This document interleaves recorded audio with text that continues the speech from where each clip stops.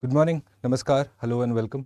This is the Editorial Edge. My name is Bhuvan on the agenda today, we have three very important topics.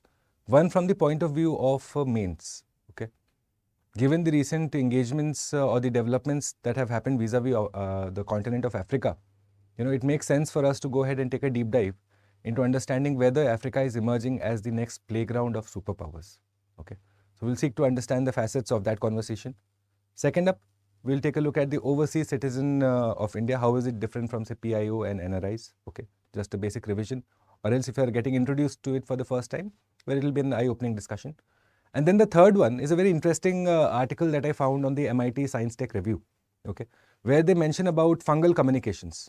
How fungi go ahead and communicate with each other, amongst themselves, and say with other species.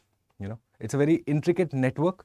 So we need to be aware of that, the mycorrhizal, say, communications. Okay, so right, let's get started. Bulbul, Sriram Bhai, Tanya, your neighbor, good morning. Thank you all of you for joining. So let's begin. Right, these are the three topics that I have for you. This is where you connect with me on Instagram, and this is my email ID, bhuvan.jha@studyiq.com. Whereas this is the Telegram channel on which you'll find uploaded this particular lecture's PDF at around noon. Right, some of you have asked me for WhatsApp community, WhatsApp channel, and so that's going to be coming soon. Okay, I'm just fixing up the modalities of that, and that will be another place where you can connect with me in the near future. Right, let's get started. So the topic that I'm looking to encounter and capture for you today is Africa, the playground of superpowers. Now, when you go ahead and consider historically this whole concept, so Africa has always been, say, a major playground of powers, of contemporary powers of their time, right? And so if you go ahead and trace the history of this, you go ahead and start from, say, 1880s. When you figure out that the scramble for Africa began in the, say, neo-colonial powers of that time, and it was primarily what? What was the primary motivation of these powers that headed towards Africa? Okay, so the first one was obviously exploitation of resources. Like it always is, most, say, military objectives or political objectives outside your own territory are guided by financial implications, and this was no different. So the competition for resources was why you found that the neo-colonial powers headed towards Africa. There was a mad rush, in fact, towards capturing African continent, right? So since the 1880s to the 21st century, now what is common? Besides, obviously, say, the financial implications bit, okay? One is obviously the immense resources, no doubt about it. Second, the key sea connections.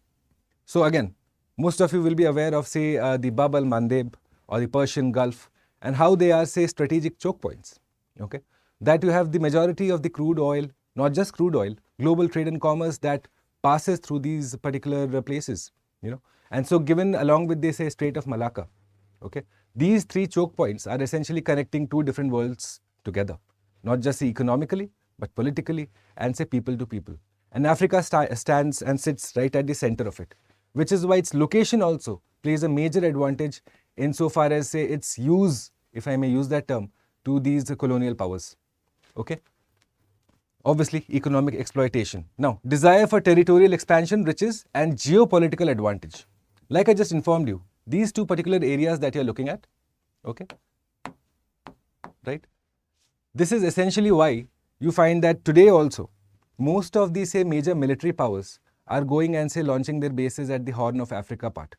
And then the Horn of the Africa is just, say, one part of the conversation, okay? Across the whole continent of Africa, you find that most of these major powers, be it the United States, be it Russia, be it China, okay, have increased their presence in some manner or the other. And so what you have to do is compare it vis-a-vis India's efforts. And there is a remarkable difference that you see in India's approach in engaging with Africa versus, say, the rest of these countries. And so let's seek to understand them one by one, okay? Let's take a comparative analysis of how different powers have gone ahead and engaged with Africa over the years. Pranjul, Shubhankar, Jerin, Koder, good morning, guys. Thank you. Thank you all of you for joining. Let's keep going for this topic because this is something that will require a little bit of understanding, okay? So let's understand how the Chinese approached this problem first. Now, since 1950, you have to understand one thing first before we understand through the slide. One thing is that before, say, Chinese go ahead and engage anywhere, some ground rules have to be set, okay? And those ground rules, one of those non-negotiable ground rules is that the host country, the receiving country, should unilaterally, in fact, completely unconditionally agree to the One China policy. Now, in sort of, say, China's engagements with Africa, what you find is that they did this piggybacking on, say, international organizations, okay, NGOs. They brought in their development work alongside their political agenda, okay. So, 1950s from then on, China has successfully advanced its One China policy through Africa, going on these anti-colonial sentiments and anti-apartheid organizations. Apartheid, obviously, now that we know, it was the curse that had befallen the state of South Africa. Eventually, that curse was gotten rid of. But what you found was that these major powers also used that, say, particular platform to go ahead and first consolidate their political understanding of that place. Okay.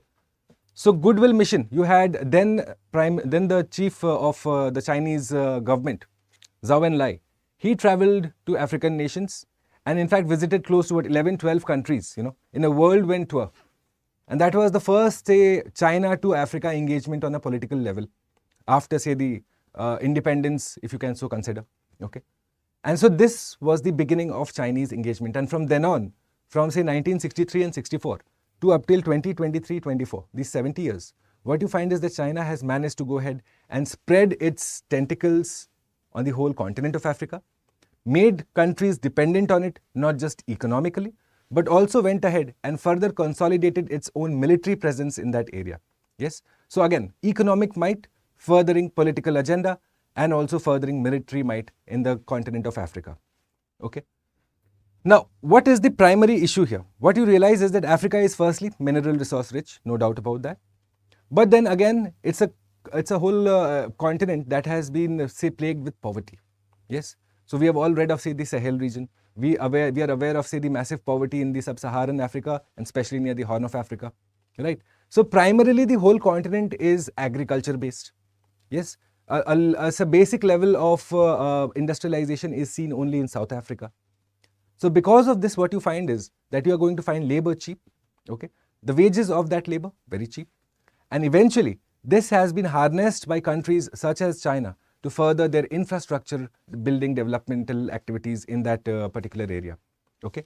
So over 60% of the Africa, well, agri-based economies, because people are accessible there at reasonable wages, which is why, well, it makes sense. It just makes commercial sense to go ahead and engage with Africa, okay? $300 billion have been invested by China so far. That's not a small amount. Comparing, say, if you go ahead and compare vis-a-vis the whole budget of BRI, yes, the Belt and Road Initiative, well, you find that it's a comparable degree of sum that has been invested by China in Africa. Okay. Now, what do you find the ramifications of this? 100,000 kilometers of roadways, 13,000 kilometers of railways, 1,000 bridges, 100 ports. Yes. So, what you find is that China as a country, it finds resonance and acceptability across Africa. Why? Because again, they have pumped in massive amounts of money. Yes. Now, that does not come without, say, its own implications. One obviously is that, yes, you have, say, the African people now getting access to, say, modern technology, modern infrastructure. But then concerns have been thoroughly raised and frequently raised about the quality of these constructions or the quality of these products, as is with Chinese goods. Yes. So, this is what the slide that I have prepared for you tells me, that even though China ranks second in terms of acceptability among, say, the African people, the people of African continent, what you also find is the major problem there is that, well, the poor quality of products, that they are not sustainable enough, they are not reliable enough, is another problem that, say, the Chinese perception faces in Africa. Okay. Now, this has been again harnessed, leveraged by China to go ahead and make its military bases. Okay. So, you're looking at, say, the whole entire region around, say, Djibouti. Yes. When you compare Djibouti, so if I can just go ahead and write it somewhere here. When you compare the entire area of, say, around Djibouti, right, what you find is the countries that have gone ahead and made their bases here. Now, the list is expansive, but let's just consider some of the powers. You are looking at US, you are looking at China, okay. You are looking at Japan, Germany, France, right. France, in fact, maintains a naval base. France also maintains an air base. Yes, French engagement with Africa has been historical, which is why you find that they have a larger presence.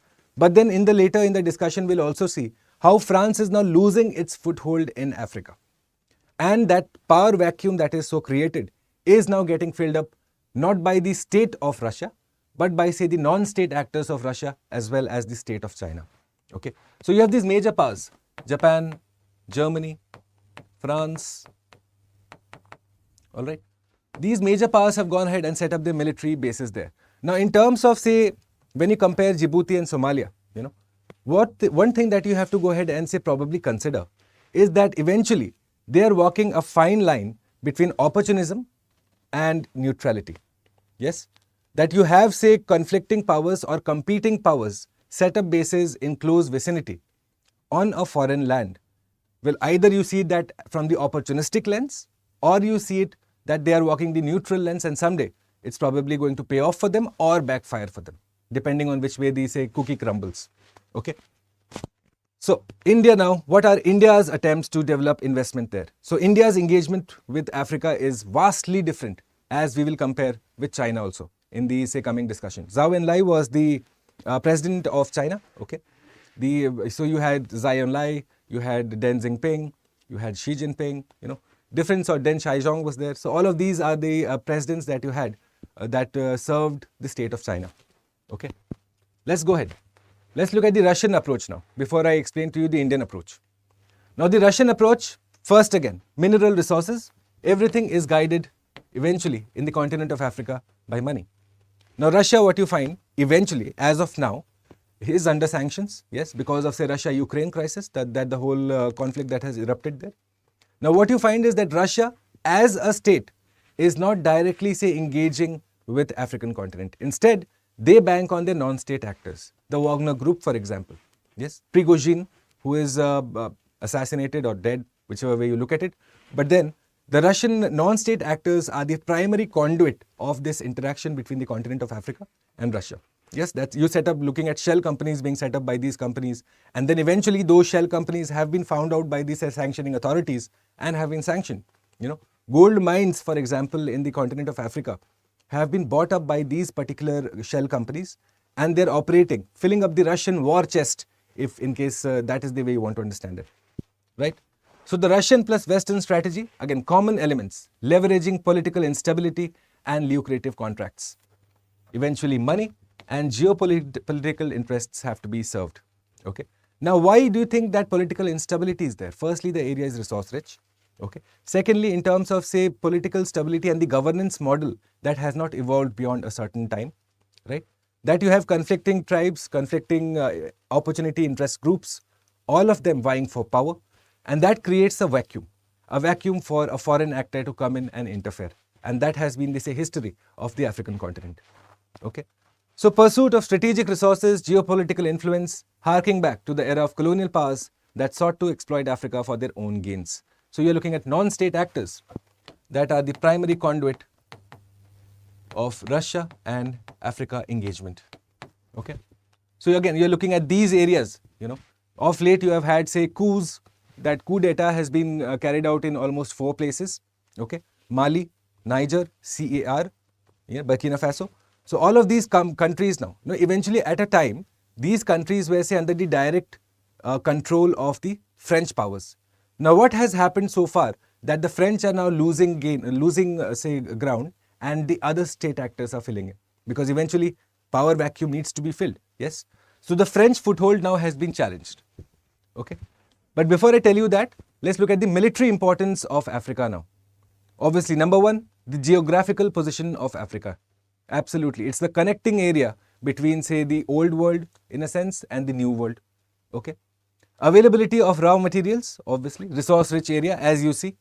Yes. Right from, say, iron ore to uranium, diamonds, crude oil, all of this easily found, harnessed, in fact, exploited for ages. Now, you're looking at a possibility of converting African manpower into military manpower, which was seen during the time of world wars. Yes. As with, say, any continent that was heavily colonized, you had the individuals from Africa serve the interests of the foreign powers. And now that is also the hope going forward, that in case of a, say, global conflict, which way do the resources, the manpower resources of Africa turn? Because once again, what you're looking at is by, say, 2030, almost close to 60% of the entire continent is going to be young people, made up of young people who are going to be looking for opportunities and jobs. Yes. And so will that, say, resource also get harnessed for the detriment of the global peace environment framework, in fact? Okay. Position of Africa in terms of disruption of military armaments. Now, control of the Mediterranean Sea. Eventually, you also realize that it's not just about the Indian Ocean region, the IOR. Okay, it's not just about the strategic choke points, Bab al-Mandeb or Persian Gulf, or even say the Malacca Strait. Okay, it's also about controlling the Mediterranean Sea. Because again, the proximity of Africa vis-a-vis Mediterranean makes it a very ideal place, to go ahead and engage with these motives. Okay, and thus using Africa as a base to control IOR. The Indian Ocean region, yes, the entire regions that you are looking at, say from Strait of Malacca up until the Horn of Africa, the entire expanse of the ocean, which sees close to 80% of global oil trade, which is the direct lifeline of, say, Chinese economic health. Yes, there's a reason why they went ahead and invested heavily in, say, the Belt and Road Initiative, because this was a problem for them eventually that they foresaw, which is why you have, say, expansive railway networks being developed from Xinjiang up until Europe, that they want to go ahead and circumvent this problem by having a direct link, be it through rail or the road. The CPEC, for example, again, another way of engaging with this area without having to go through the Strait of Malacca part. You're avoiding one choke point, right? So these projects have to be seen not just as, say, a particular economic model, but you also have to look at it from the geopolitical and geostrategic significance that they offer for China. Okay. Right. Now let's understand the French and European Union's approach to Africa. Now you must be aware by now that, say, the French, for example, have been massive colonial powers in Africa. Yes. So what of late, if you go ahead and say, just look at the countries that have had political instability, coups have been taking place. You're looking at Mali, you're looking at Burkina Faso, you're looking at Central African Republic, and of late is Niger. Now all of these four places have, say, gone ahead and discarded the French for different reasons. Okay. In one case, the French were accused of siding with the extremists, the fundamentalists. In one case, the French lost relevance because they backed the wrong horse in the political stability race. Okay. There were two political players, French backed the wrong one, they're out of the picture. Yes. So again, one accusation or counter accusation is that, well, even though one might make a case that yes, French to a certain degree have gone ahead and, say, engaged with Africa historically over the years, exploited them to a larger degree, but also has provided some sort of support. But now what you find is that is being challenged by, say, the new economic model system of China, wherein, say, you are getting soft loans, no absolute full concessions, okay, no questions asked, and this money has bought China goodwill at the expense of, in fact, France. Okay. So Emmanuel Macron, he announced plans to bring home counter-terrorism troops along with France's ambassador to Niamey, which is in Niger. French engagement in Africa has been soured because of colonial past and its effects till date. And thus you find that this vacuum that has been created, yes, you have all of these countries, be the non-state actors of Russia or China as a country, or even India to a certain extent, that is benefiting out of this vacuum that is getting created. But again, when you consider India's motivation, it is primarily to go ahead and engage at a developmental level. Now let's understand, say, quickly take a look at what the Indian engagement model is. Okay, this is the question that I have for you today. But before that, let's understand the India's model of engagement. Okay. Now, if you have any particular thoughts regarding, say, what could be the Indian model of engagement, quickly go ahead and let me know in the chat. I'd be more than happy to see some answers. Okay. Truth, I agree with you. Yes, absolutely. Okay. Let's look at the India's model of engagement. Is the chat not working, guys? Let me see. Is the chat working? Just let me know if you're seeing this all right. If I'm live, just let me know by typing a yes. Okay. All right. Point number one of India's engagement. Firstly, what you have to understand is that, well, it's a developmental partnership. Okay. India looks at capacity building. India looks at creating local opportunities. Okay. Local opportunities, which is why you find that, well, it's an engagement between equals. Yes. You do find that, say, the racial connotations coming up in the engagement of other countries. Okay. But here, it's an engagement between equals. Why? Because both the countries have, say, a colonial past. Yes. So you understand the problems that the other person is facing. Empathy is a very powerful emotion. And you have India and Africa that empathize with each other's position because they are in this position, again, because of their colonial past. right? This is why you find that African Union, you know, as part of the G20, yes, so G21 now it is being called as. Why? India's primary motivation in its say presidency was to go ahead and include a fellow brother who has had a sad past because of colonialism, right? Then you are also looking at number 3, right? Let me know. Infrastructure development, very nice. Humanitarian assistance, absolutely. Humanitarian assistance and disaster relief, absolutely. This has also been one of those developmental models, or say people-to-people engagement, more importantly, right? Again, both these countries are combating, say, extremism and terrorism. Yes, India has a volatile neighborhood, and well, these are the problems that Africa is facing. You have had, say, large-scale massacres, yeah, the Tutsi tribe, or large-scale, again, violence in Somalia, okay? In other countries across Africa over the years, that has happened. Why? Because of political instability leading to poverty, thus leading to civil strife. Again, something that India empathizes with. Okay. Number 5, go ahead, let me know. What's your opinion of it? Absolutely, good. So Global South, the empathy bit. That eventually we are a common group of people who have been wronged over the ages. Correct? What else is there? Good. India has, in fact, that's an excellent point that has been made by Pranjul, that you're looking at the digital infrastructure of India that is now being offered, especially in terms of, say, UPI. Yeah. India going ahead offering its digital infrastructure, its payments infrastructure to Africa. Yes. Now, you do not find this, say, happening with the other nations who are absolutely looking at Africa as an exploitative opportunity. Yes. You also find India went ahead and supplied vaccines, for which many African ambassadors and diplomats have publicly gone ahead on record and, say, appreciated India's efforts during COVID-19 pandemic, right? That was missing from, say, these Western powers or these new emerging powers from across the globe, okay? So go ahead, let me know your answers to this. This is the question after a long time. We are including a particular mains question in this discussion. Discuss the divergence in the approach of historical powers and India in engaging with Africa. Suggest recommendations in fine-tuning India's approach, okay? What you are going to do is, if you would so like, you can go ahead and send me your answers on my email ID. Or tomorrow, in tomorrow's discussion, we'll take a look at, see, the major points that you should look to include in this answer. Yes. What is the way you are going to frame this answer? So up until now, in this discussion, say, I have captured the essence of this discussion. The divergence, the comparative analysis of, say, different world powers and India. Now, your job as a civil service aspirant is, again, use the emotion of empathy and come up with, say, recommendations that you would put to the government of India to further consolidate this relationship. Yes, don't make it too long, maximum 250 words. I hope to see your answers in my inbox, or obviously we'll be discussing, say, the larger concepts, the larger points that you should include in tomorrow's discussion. Does that sound good, guys? Okay. Right.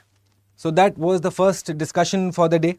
Okay. Africa, the next playground of superpowers. True or false? You can frame an analysis either ways, but that has to be justified by facts. And so to any newcomer who is watching this, this is the primary mantra that I look to follow in my classes as part of the Prelims to Interview initiative, where you are handheld right from the, say, prelims bit of the examination up until the interviews. Okay.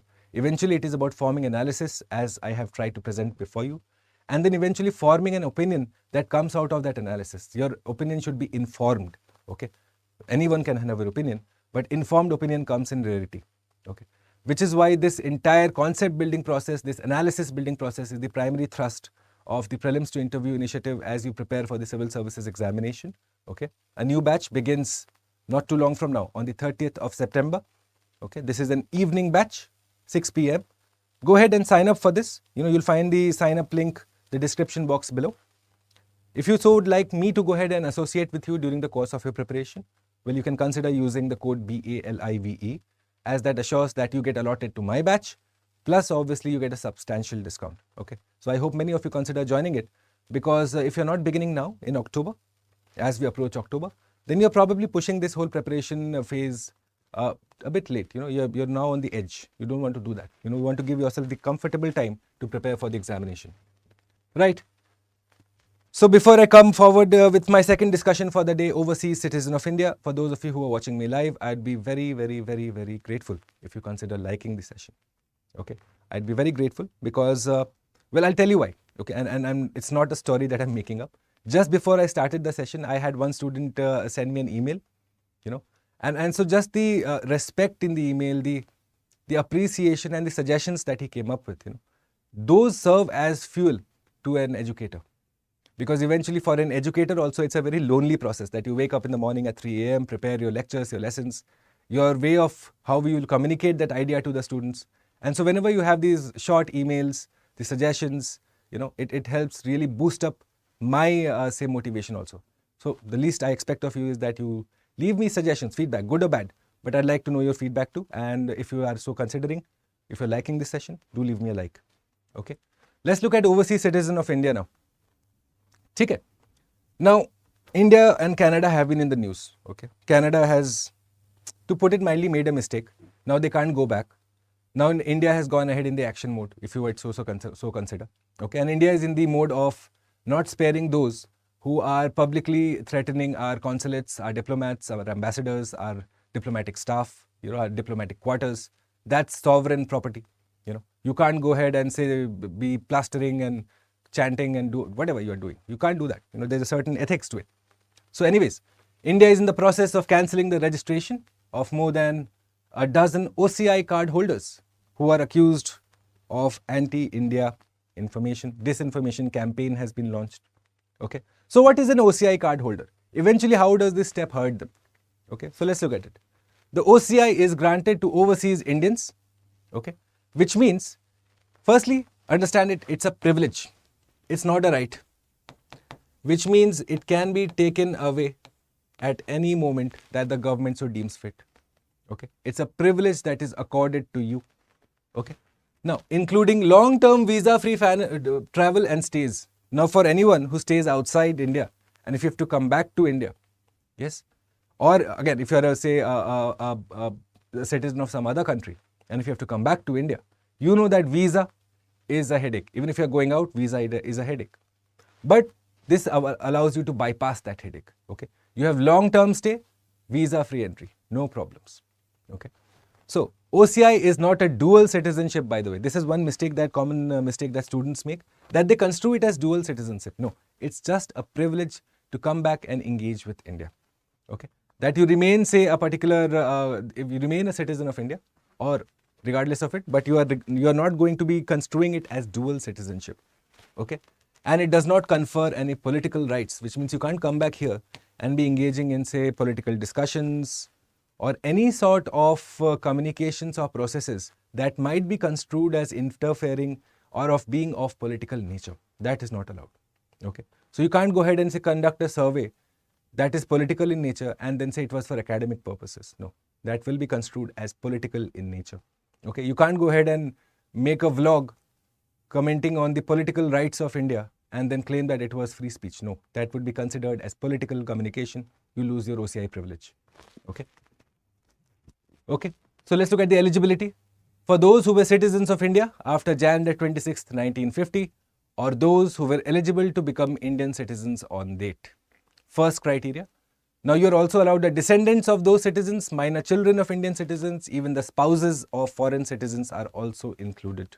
Okay, they are given this particular privilege. Now, the individuals whose parents, grandparents or great-grandparents, 3 generations, okay, 3 generations, 3G. If your 3G were citizens of certain countries, namely Pakistan or Bangladesh, well, you are not going to be accorded this privilege. Okay, that's not available to you. So what are the benefits then? If this is the eligibility, what are the benefits? Number 1, multiple entries, multi-purpose, lifelong visa to India.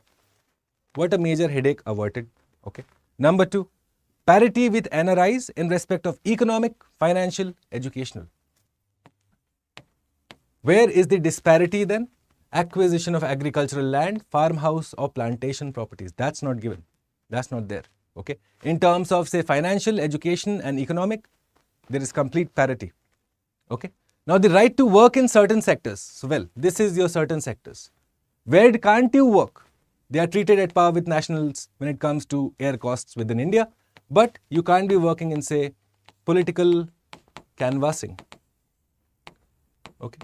Or you can't be engaging in political communications. Not allowed, okay? And you can't pass this off as journalism, no, okay? Eventually, if it is of political in nature, you stand to lose that privilege of OCI, okay? Now, if they are going and entering, say, the Taj Mahal alongside you, they pay the same amount as you. Whereas the, say, NRIs pay the foreign rate, okay? So, all of these are the, say, benefits that you get as an overseas citizen of India. Now, the changes, here is the changes, look at it. Firstly, requirement for OCI card holder to obtain prior permit before certain activities, research, journalism, internship. You go and get your permission. If you don't get permission, your OCI is gone, okay? So, again, if you're engaging in journalism, which is of the non-political kind, even then you need to go ahead and get your permission from the Government of India. At the same time, you're not allowed to register with the FRRO, okay, the Foreign Regional Registration Officer, to which, say, all the other stakeholders are expected to go ahead and engage. You're going to go ahead and meet them, submit your documents. In this case, none. Only if you're changing your address or your work, you go ahead and inform. Otherwise, no need. Again, hassle-free. Yes. Now, all of these individuals who are engaging in this political propaganda from foreign soils, they are going to lose this massive privilege. The only connect that you have with your land, if you so believe it to be, that's gone, taken away, okay? Right. Let's look at this question. You are going to leave the answer for me in the comment box, okay? The answer for the mains question, you can let me know in the email. First statement, OCI is a citizen of another country, true or false? OCI possesses multiple entry long-term visa for entering India, true or false? OCI is at par with NRIs in all matters, true or false? And OCI is not entitled to the fundamental right of equality of opportunity in public employment. Milta hai ki nahi milta hai? You will let me know which is the incorrect statement out of all of these four. Right? This is where you, by the way, connect, okay? This is my Telegram channel where I'll upload the PDF of this lecture. And say after Saturday, most likely, last evening I put up a poll asking for the channel members' opinion on Aranya series. And so that poll is going to remain open, say, up till Friday, Saturday. And most likely, depending on the outcomes, from Tuesday onwards, we will restart, in fact, the Aranya series, okay? So let's see, the poll is still open. The mood of the channel members is still getting formed. Right, now important communication. Why? Because it's about fungal communication. Fungi is a particular topic that UPSC finds most endearing, and so should you, okay? And it becomes more so important because this year, the word funga has been in the news. We had gone ahead and spoken about this in an earlier session. You had the UN Biodiversity, the organization that has launched this campaign where you are going to use funga as a word which will capture the essence of, say, flora and fauna, okay? So, UN Biodiversity is campaign funga, which means we need to know about fungi in detail. So, one way and one thing that I was reading, now this article is from this particular place, okay? I'll share the article on my Telegram channel. This is from the MIT Science Review, okay? So, this is, again, these are the, say, sources that we go ahead and look at it because, well, some of the topics need to be covered in detail from the examination perspective, okay? So, most of us think fungi as mushrooms firstly. That's the primary, say, understanding that we have, right? But now these spore-producing bodies, what are essentially they? They have spores, okay?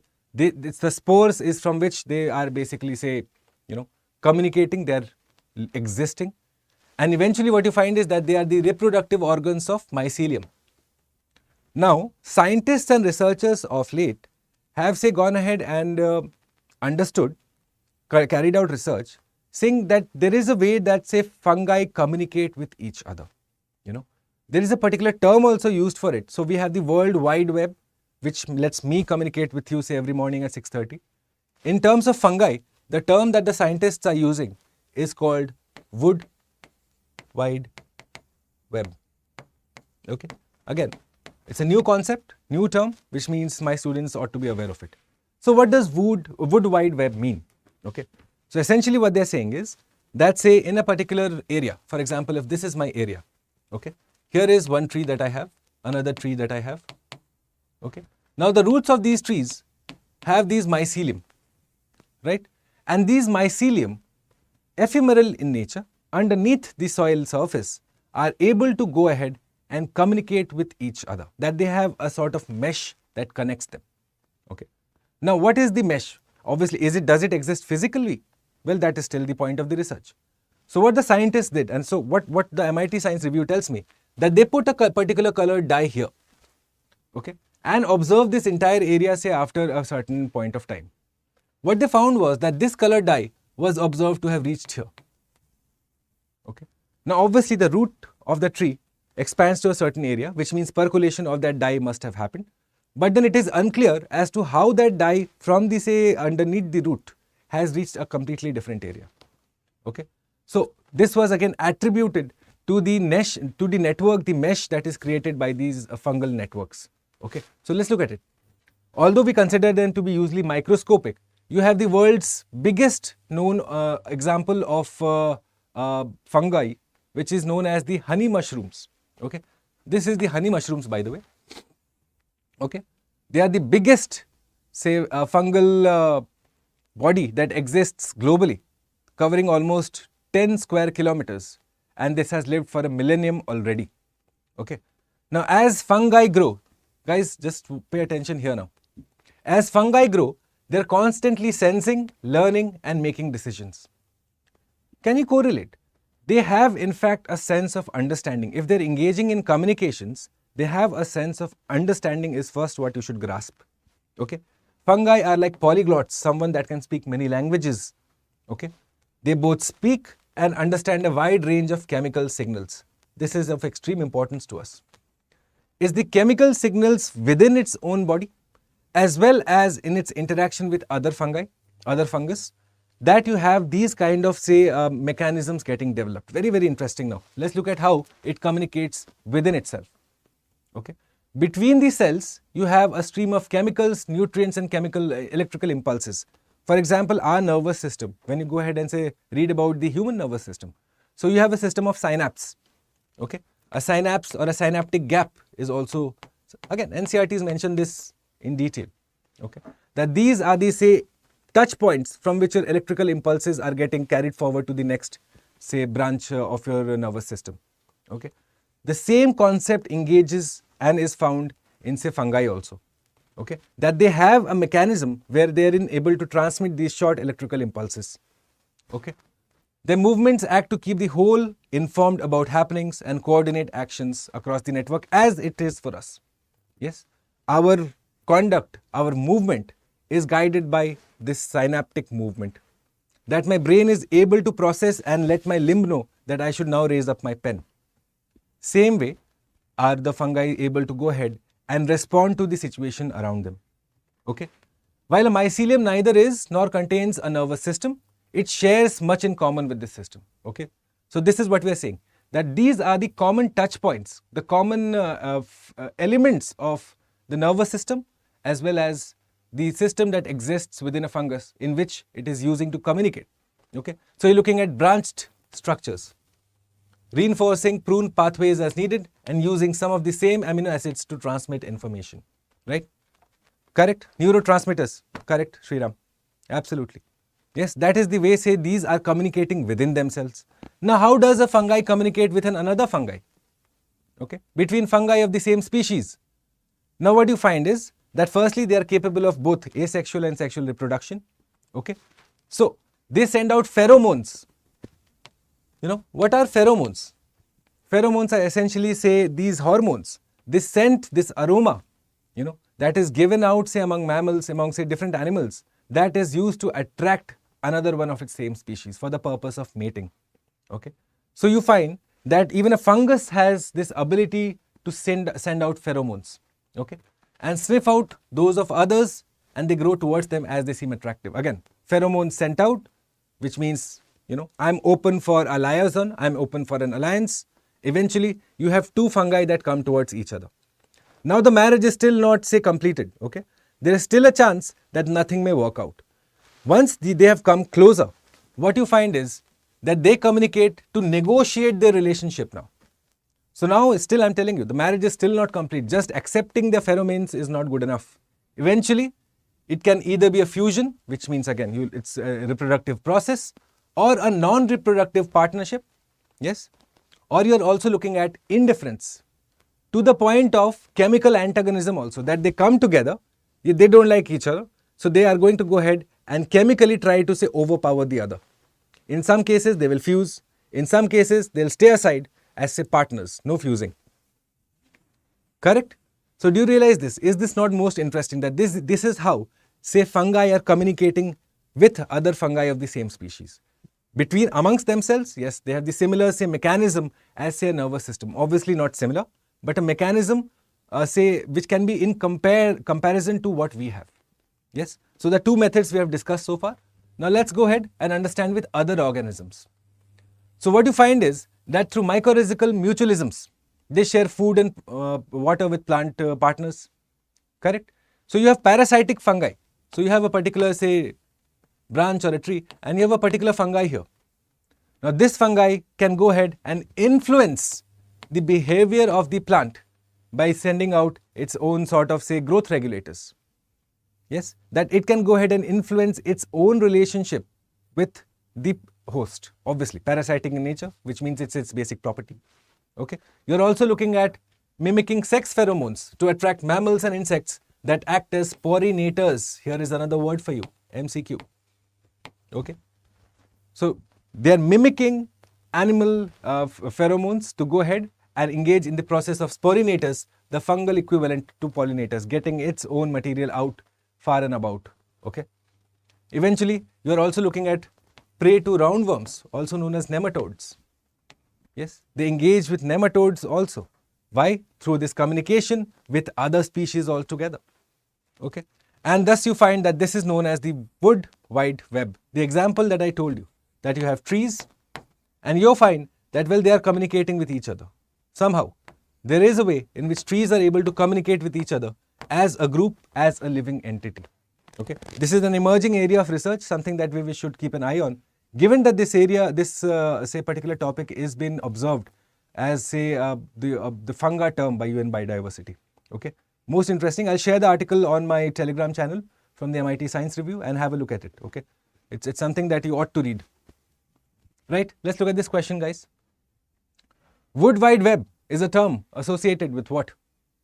Ephemeral network of fungal interactions. B, overground network of parasite fungi. C, communication between trees. Or D, all of the above. You will let me know your answers in the chat box. Okay.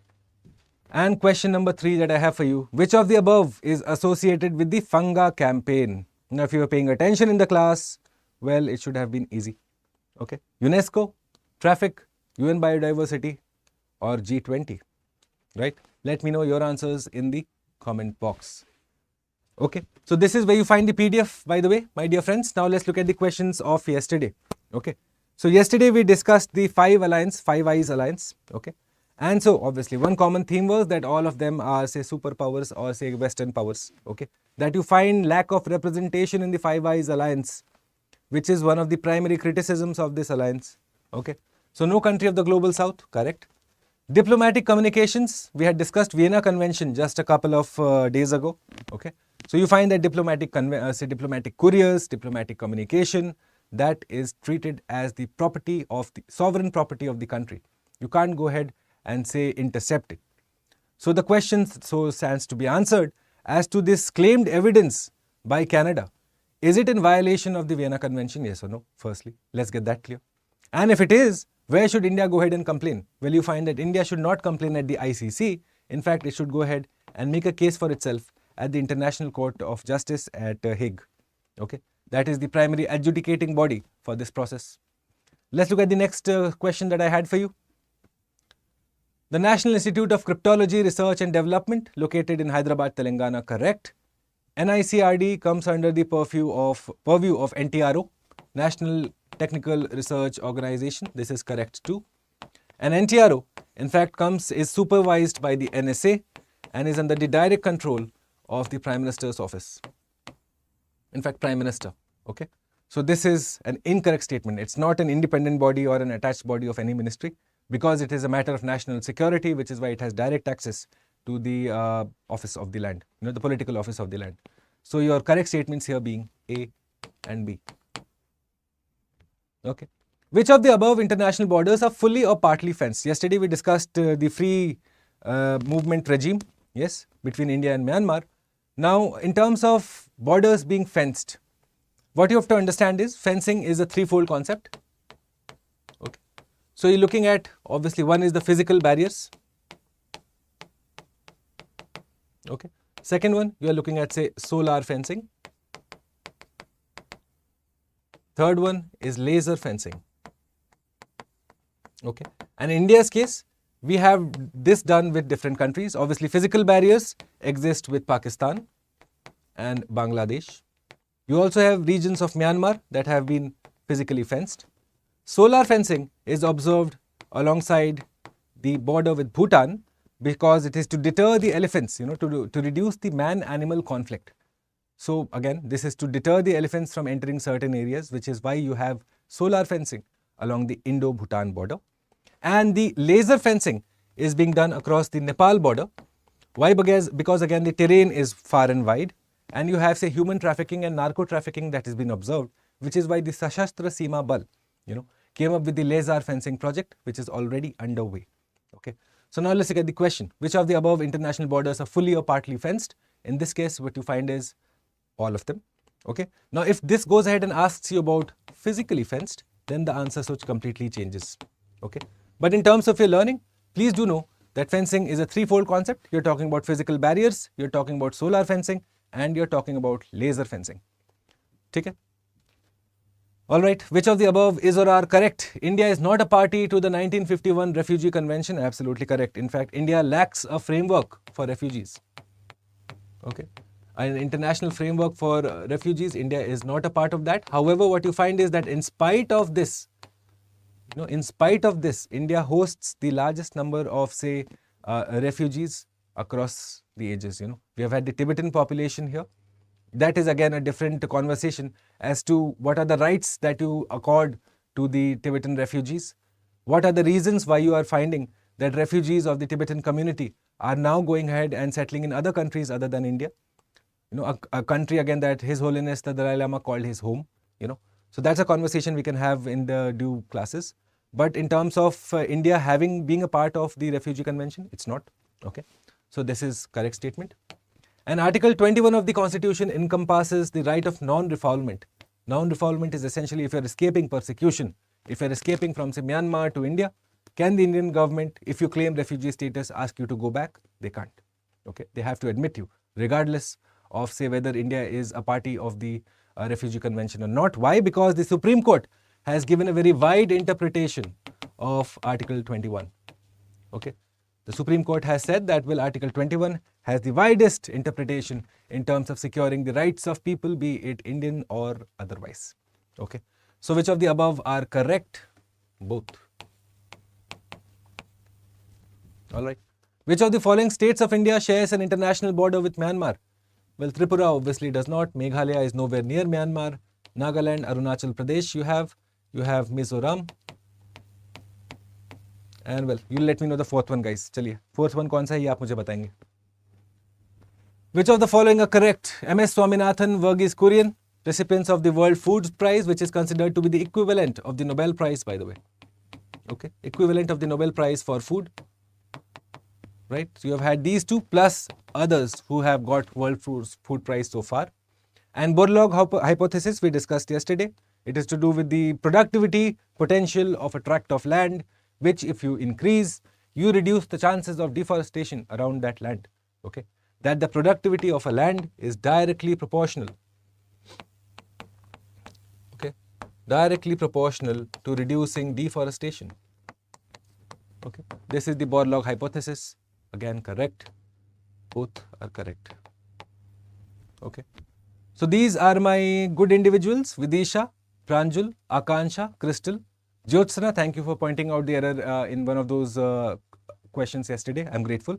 Kalyan, Neeraja, Pooja, Coder, Shubham, Karuna, Lekam, your neighbor, Frown Clown, Aditya, Akshay. Thank you. Your neighbor. Thank you for your email this morning. You really made my day. Okay. And I hope that the class engages with this on a regular basis, benefits out of this. The whole point of this exercise is that my students should benefit, even if it is 20 people, 30 people, doesn't matter. Everyone should go ahead crystal clear about the concepts that you have learned. Okay. So right, you will answer the mains question that I put forward for you today, as well as the 3-4 questions of MCQs. Go ahead and answer them in the comment box. And if you liked something in the discussion, or if you did not like something in the discussion, or if there was an error, all sorts of feedback are most welcome. Sara Khupar. Okay. Till I see you tomorrow morning 6:30 am with another edition of Editorial Edge. This is me, Bhuvan Apurva Jha, saying bye bye. Have a productive day, my friends. See you tomorrow morning 6:30. Bye.